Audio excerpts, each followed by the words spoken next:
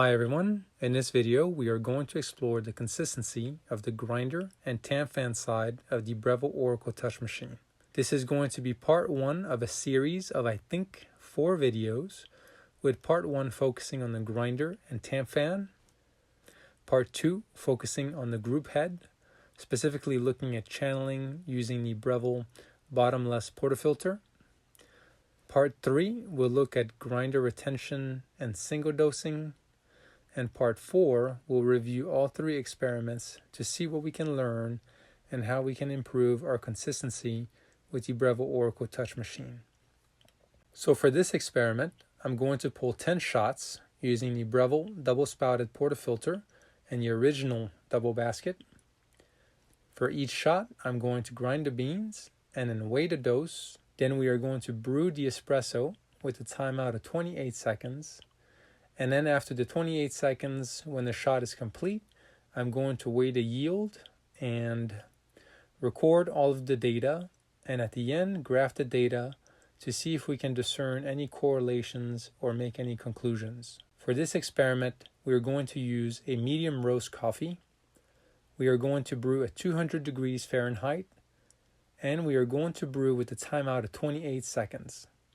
For consistency, I'm going to refill the hopper every 2 shots to maintain the same weight pushing down on the burrs. The machine has already been dialed in for this bean, so let's get started.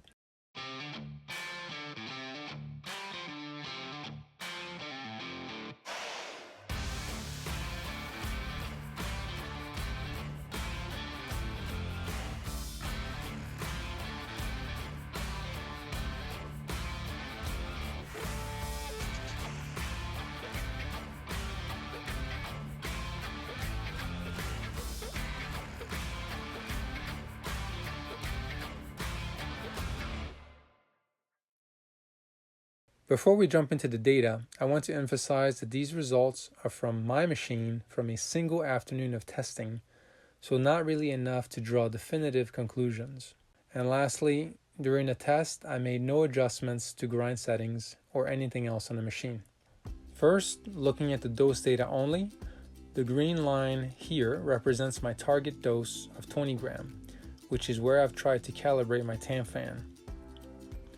But with this machine, adjusting the tamp fan is definitely a trial and error process.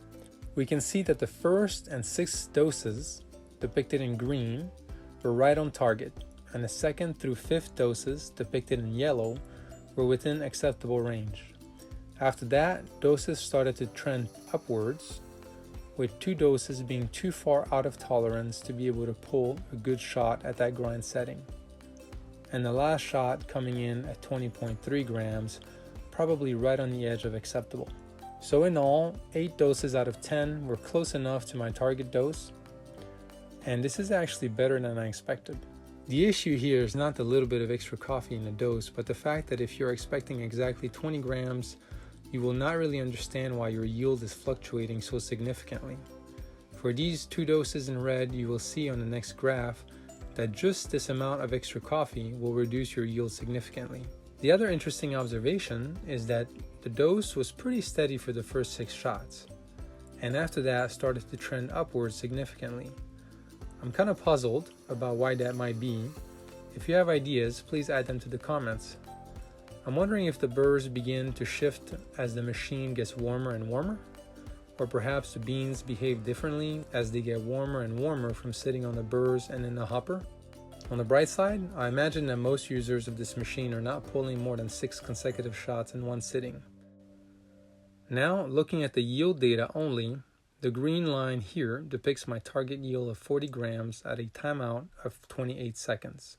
You can see that the first 5 shots are pretty close to target, leading me to think that I've dialed in the machine pretty well. Shot number 3 maybe had some channeling, but it's hard to say, and we'll take a look at channeling in the next video.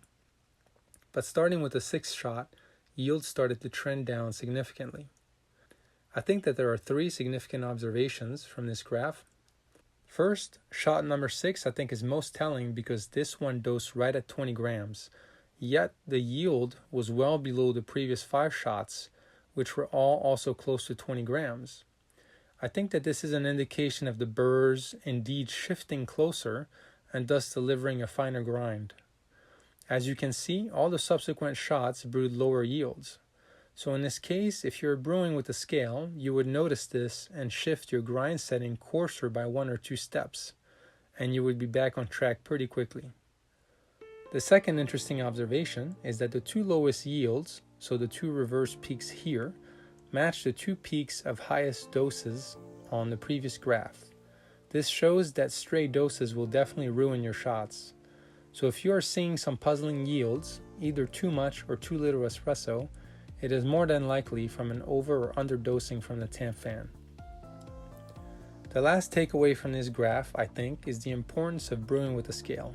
So if you are brewing with a higher timeout than the 28 seconds that I set today for this test, you would be able to stop all of these shots right at 40 grams. And then you may be able to salvage these 3 shots here by brewing for about 30 seconds or maybe 31 seconds. Brewing with a scale will also show you that something is going wrong, and you can adjust your grind coarser and maybe not even skip a beat. If you are not brewing with the scale, you can see here that you might hit 5 pretty close shots and then 5 bad shots and not even understand why.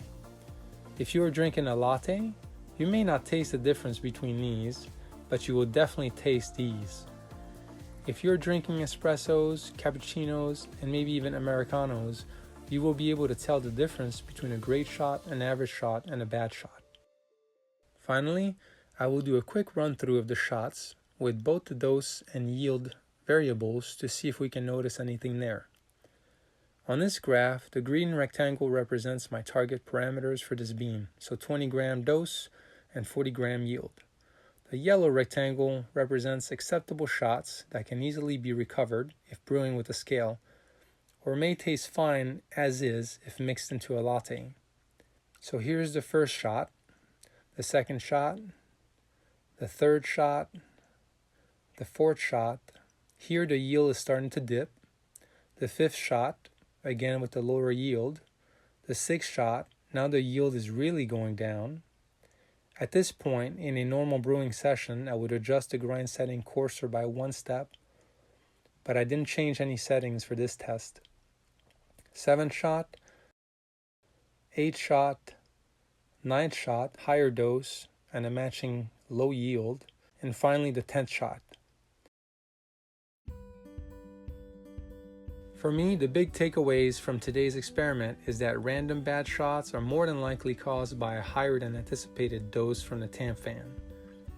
It also confirms my observation that sometimes I have to adjust my grind settings in the middle of a brewing session, even after brewing a few great shots, and that's probably due to heat on the burrs or on the beans.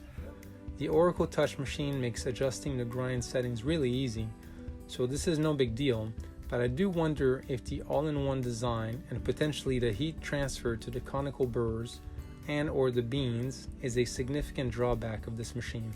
Lastly, if you are not brewing with a scale and wondering why you are brewing bad shots, I can't recommend enough buying a simple scale like this one for just $12. I will add a link for this scale in the video description below. It is likely the single greatest improvement you can make to your espresso brewing besides buying quality fresh coffee. For a write-up on this experiment and the data I gathered, go to coffeewiser.com and click articles. Did I miss anything? Do you have other ideas? Please comment below so that we can all learn from your insights. So that's it for today. I hope this video was useful. If you enjoyed it, please remember to hit like and subscribe. Thank you.